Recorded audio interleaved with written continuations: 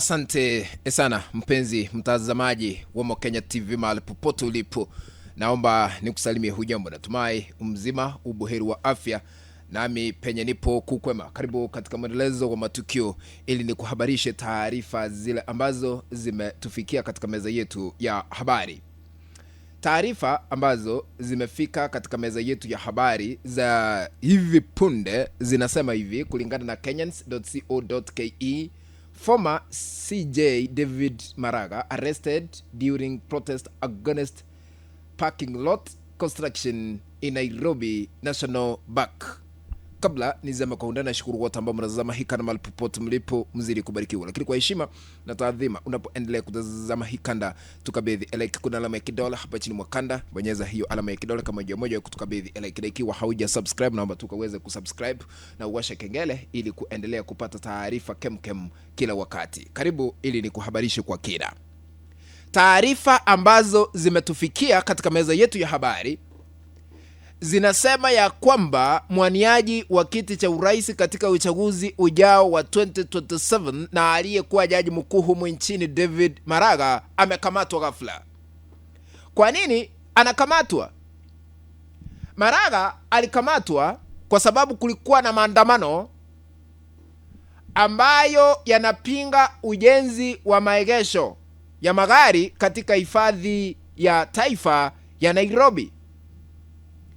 Sasa alikamatwa wakati maandamano yalikuwa yanaanza katika mji mkuu wa Kenya, Nairobi, kupinga mpango huo wa kujenga maegesho ya magari katika sehemu ya hifadhi ya taifa ya Nairobi, huku waandamanaji walikuwa wakiandamana hapa na pale wakipinga na kusema haiwezekani kwa kile ambacho walichokisema ni uvamizi wa ardhi ya hifadhi hiyo ya tishio, ambayo ni tishio kwa hifadhi ya wanyama pori na mazingira.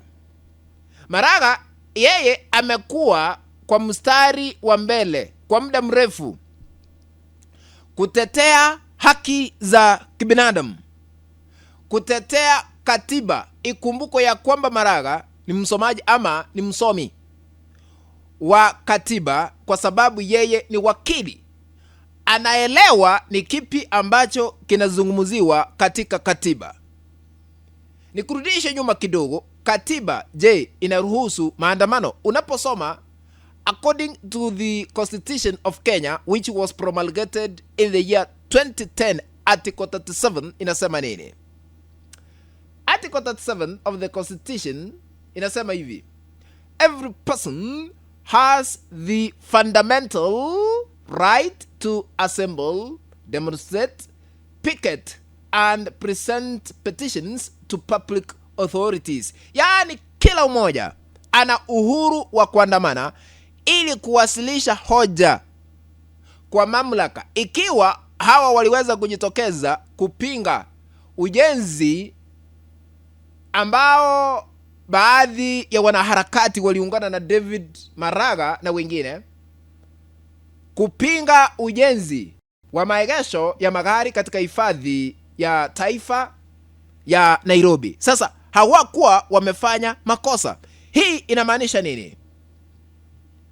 Freedom of expression haina nafasi kubwa haswa kwa taifa la Kenya, licha ya katiba kuruhusu, kwa sababu sheria inasema ya kwamba inakubalia kila umoja kuandamana kupinga lile ambalo anaona halifai, kwa sababu katiba inaruhusu kuandamana kama njia moja ya kuwasilisha hoja kwa yale ambayo mhusika mkuu anahitaji yashughulikiwe. Kwa hivyo hakukuwa na makosa kwa sababu walikuwa wanaandamana, wanaharakati walikuwa pale.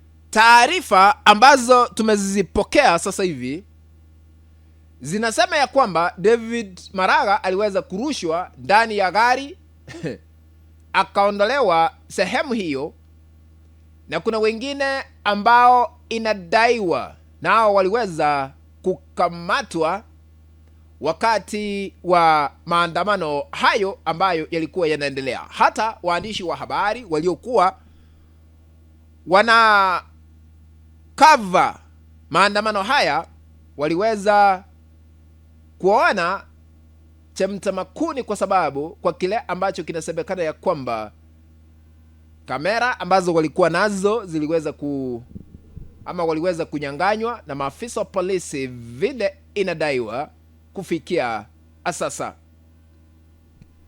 Na sasa hii inamaanisha ni kupinga uhuru wa kujieleza katika taifa la Kenya. Na unajua Maraga ni miongoni mwa wale ambao wanawania kiti cha urais katika uchaguzi ujao. Je, ni kumrushia uoga ili ajitenge na masuala ya kuwania kiti cha urais, kwa sababu amekuwa katika mstari wa mbele kupinga serikali iliyopo mamlakani na kuilaumu kila wakati na kusema mengi. Huenda sasa ndio ameweza kufikiwa kwa kile kinasemekana maafisa wa polisi ambao waliweza kumkamata wanafanya kazi kwa serikali iliyopo mamlakani. Sasa ikiwa wakati watu wanaandamana wanakamatwa, hata wakati wanajieleza, tupo wapi kama taifa la Kenya? Hayo ndio tunajiuliza, lakini hamna majibu kufikia sasa.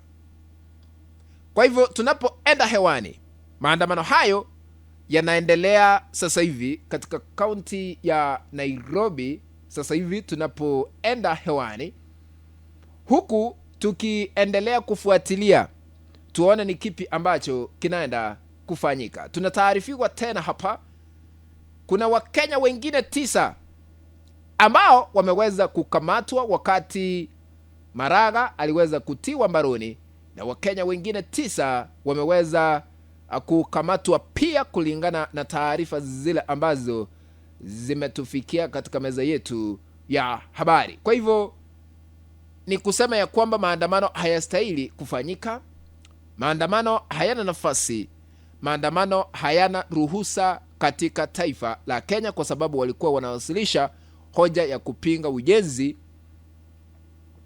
wa maegesho ya magari katika hifadhi ya taifa ya Nairobi.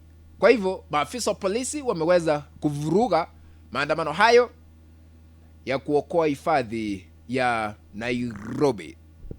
What do you think?